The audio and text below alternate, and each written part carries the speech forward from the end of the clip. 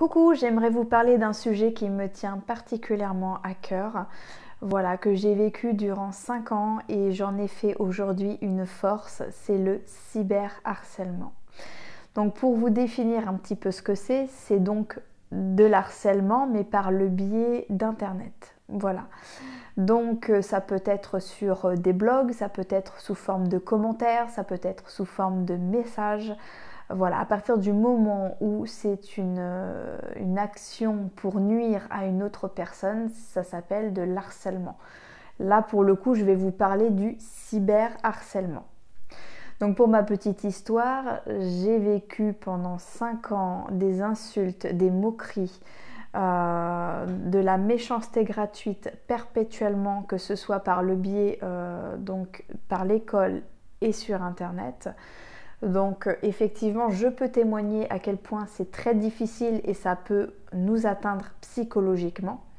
Mais justement, moi, je vais vous donner mes conseils pour justement bloquer donc ces commentaires et surtout pour s'accepter et pour ne pas croire en ce genre de propos qui finalement, le seul but, c'est vraiment de vous nuire, de vous détruire et peut-être même de vous faire agir voilà, dramatiquement. Voilà, c'est vraiment pour vous apporter du mal. Moi, je vais vraiment vous apporter les clés pour justement bloquer ce mal. Voilà.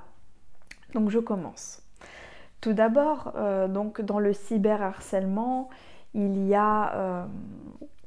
voilà, comme je vous l'ai dit, c'est sous toute forme possible.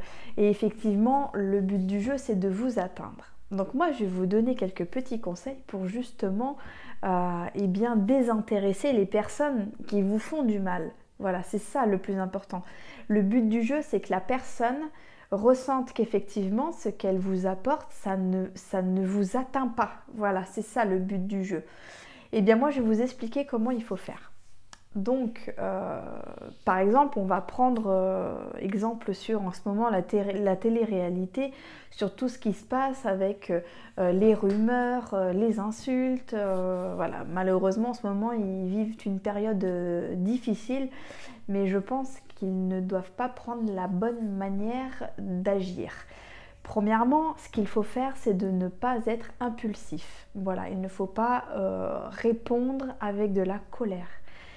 Si, admettons, vous avez une insulte par le biais d'un commentaire, le but du jeu, c'est soit de ne pas y répondre, ou dans tous les cas, d'attendre un petit peu avant d'effectivement répondre. Le temps apaise les mots.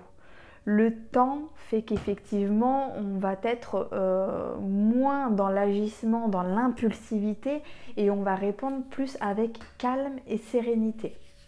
Donc ça, c'est très important. Si on vous attaque, il faut attendre, tout simplement. Il ne faut pas réagir à chaud.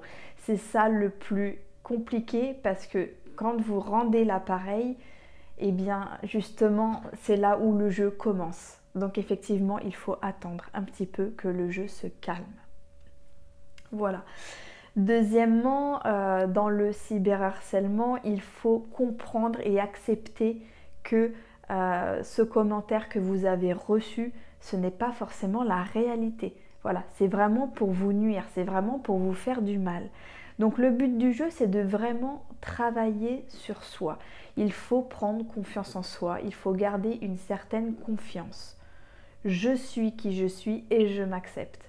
Effectivement, moi par exemple, j'ai un gros nez, j'ai un pouce atrophié, comme vous pouvez le constater. Eh bien oui, j'ai reçu des commentaires par rapport à mon nez et par rapport à mon doigt et tant d'autres choses. Mais moi, pour ma part, j'aime mon doigt et j'aime mon nez. Donc à partir du moment où j'aime mon corps et j'aime mon esprit, j'aime ma personnalité, j'aime qui je suis, normalement, rien ne peut vous atteindre. Vraiment. Troisièmement, il faut accepter qu'effectivement, nous sommes ici à l'école de la vie. Donc nous apprenons par le biais d'expériences et de leçons de vie que voilà, le but du jeu, c'est de s'élever. Donc effectivement, qu'est-ce que nous allons faire? Des erreurs. Dans ma vie, je vais faire des erreurs. Je vais apprendre de ces erreurs, je vais en recevoir des émotions et je vais apprendre de ces erreurs et je vais réagir différemment. C'est-à-dire que, ok, j'ai fait du mal à quelqu'un, je m'en suis rendu compte, ça m'a apporté une émotion, et de là, je vais faire attention à ne plus refaire du mal à autrui.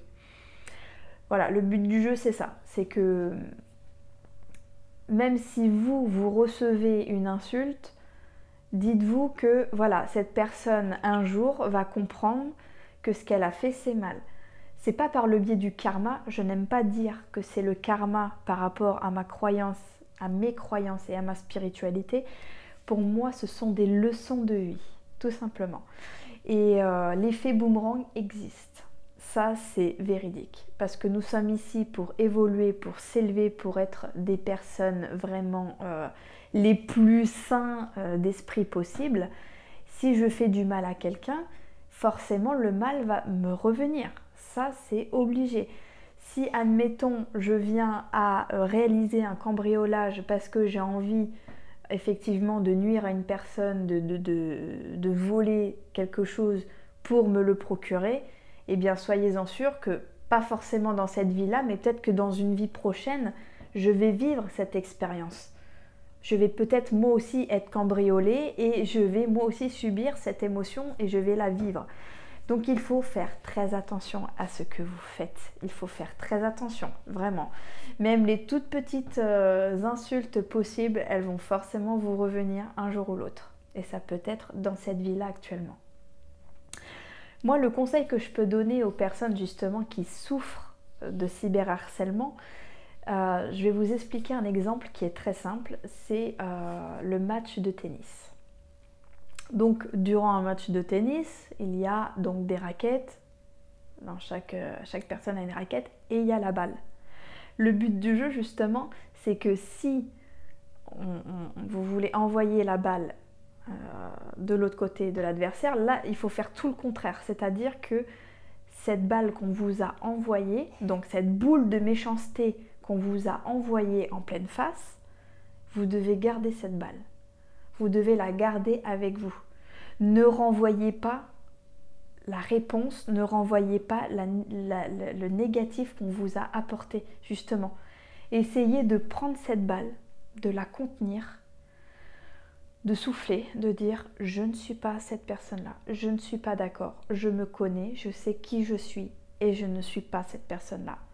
Admettons, la personne va me dire « de toute façon, toi, tu es tellement idiote que tu ne sers à rien, tu es de bas niveau, tu n'es pas intelligente, tu n'as rien à faire sur Terre, etc. » Je vais prendre cette balle. Donc là, on m'a envoyé cette méchanceté.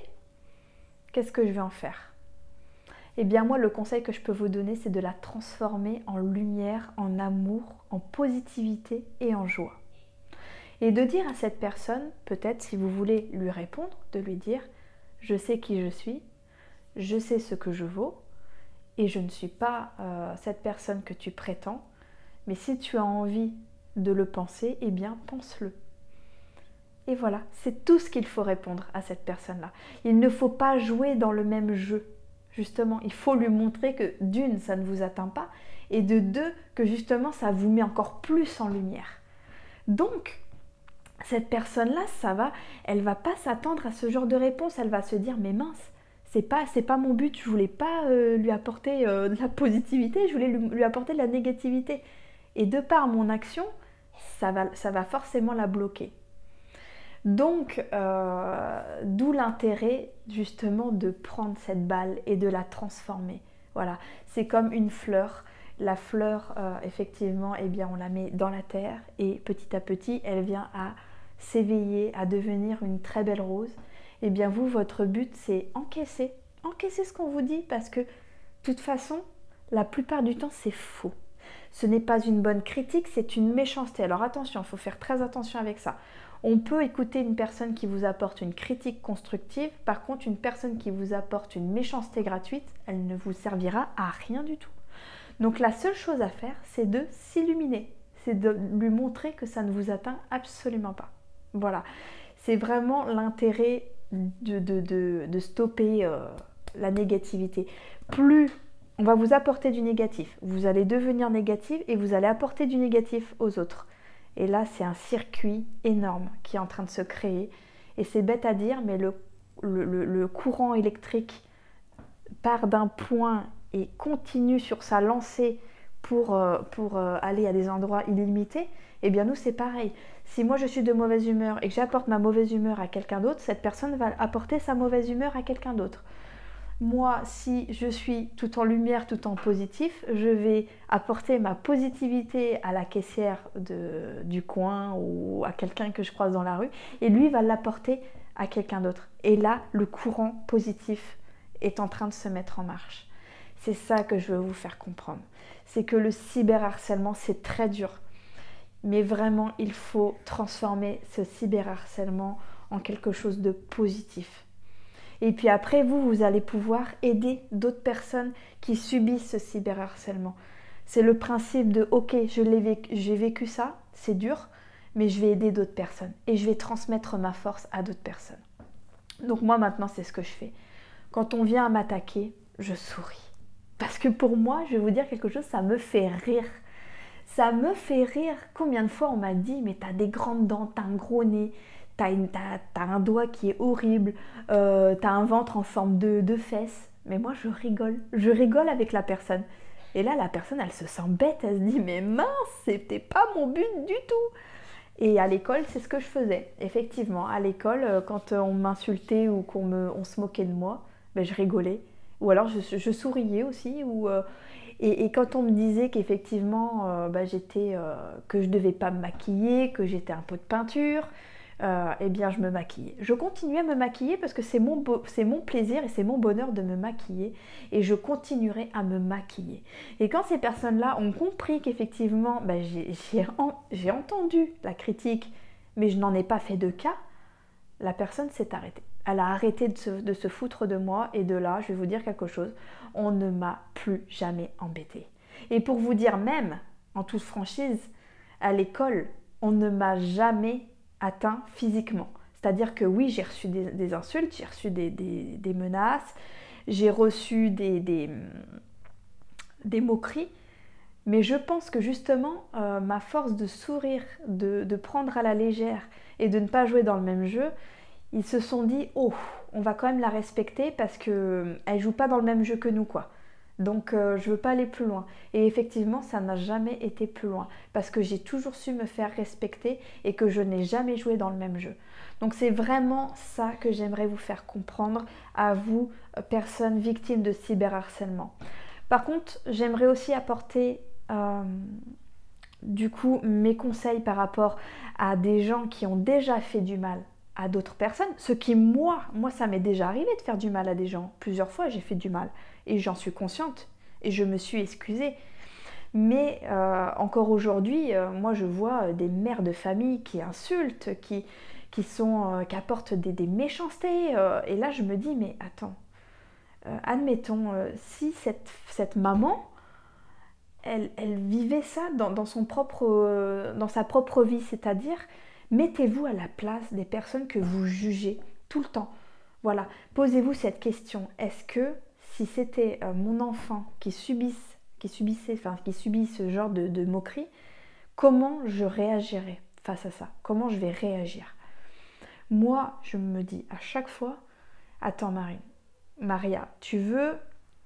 Oui, parce que mon vrai prénom c'est Marine, mais je préfère m'appeler Maria.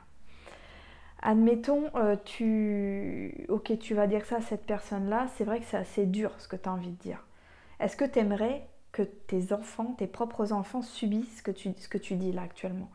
Et de là, je me dis non, je vais arrêter parce que c'est pas bien ce que je suis en train de faire. Mais mettez-vous à la place des autres. Imaginez votre maman subir ce genre de propos, votre sœur, votre fille, votre fils. Mettez-vous à la place des autres. C'est vraiment fondamental, c'est la base de la vie. Il faut se mettre à la place de l'autre. Et à partir du moment où vous allez vous mettre à la place de l'autre, vous ne pouvez pas dire ce genre de méchanceté non constructive, parce qu'elles sont non constructives, ces méchancetés-là. Donc mettez-vous toujours à la place des autres et dites-vous toujours, si c'était ma mère, si c'est ma fille qui subit ça, si c'est mon fils, mon père, mon grand-père, ma grand-mère, je pense que vous ne seriez vraiment pas content de voir qu'effectivement quelqu'un de votre famille subit ce genre de mots. Voilà. Donc j'espère vous avoir apporté tous mes bons conseils. J'espère effectivement que voilà, aujourd'hui on ne doit pas vivre avec tout ça normalement. Bon, il faut accepter que chacun doit s'élever à son niveau, c'est-à-dire qu'il y a des personnes qui ont encore ce besoin d'apprendre, il y a aussi la maturité qui fait que effectivement on fait plus attention à ce qu'on dit. Un adolescent forcément a moins d'expérience de vie, donc il va avoir moins il va être moins vigilant dans ses mots, dans ses propos, parce qu'il ne se rend pas compte des mots justement MAUX qu'il envoie à l'interlocuteur. Donc voilà, il faut toujours se dire, ok d'accord, bon il m'a dit ça, je vais pas forcément le prendre au sérieux, il est jeune, ou alors justement c'est une personne sénile, c'est une personne qui n'a pas fait attention, c'est une personne qui justement peut-être qu'elle n'est pas bien dans sa vie, qu'elle vit une dépression, donc effectivement elle en est arrivée à me causer cette souffrance. Il faut toujours se dire, ok d'accord, bon cette personne peut-être qu'elle vit quelque chose de difficile, donc je vais pas prendre au sérieux sa méchanceté. Et à partir de là, croyez-moi que vous allez rigoler, vous allez positiver, vous allez vous en foutre. Vraiment, moi je suis indifférente à tout ça, vraiment. J'en suis arrivée à en être indifférente. Vous pouvez me lyncher, vous pouvez vous moquer de moi, je sais qui je suis et je sais ce que je vaux. Et à partir de là, plus rien ne vous atteint. Je vous souhaite une très belle soirée et je vous dis à très bientôt. Voilà, et je vais faire une autre vidéo justement sur mes expériences de vie, sur ce que j'en ai conclu.